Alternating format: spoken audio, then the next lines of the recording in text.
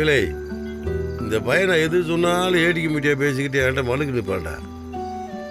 அந்த மாதிரி தான் இதுன்னு நான் நினச்சி விட்டேன்.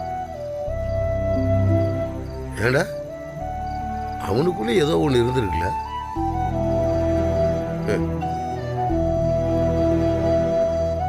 நான் வேற என் பேச்ச கேட்காம ஆர்டர் எடுத்து வட்டியான்ற கோபத்தில் வீட்டில் இருக்க யாருமே அவனுக்கு உதவி செய்யக்கூடாதுன்னு வேற சொல்லிவிட்டேன்.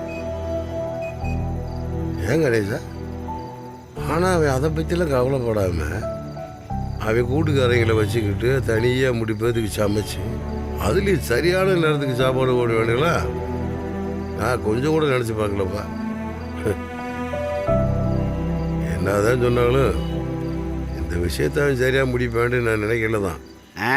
இப்போ சொன்ன பத்தியா இதுதான்ப்பா நிஜம். டேய்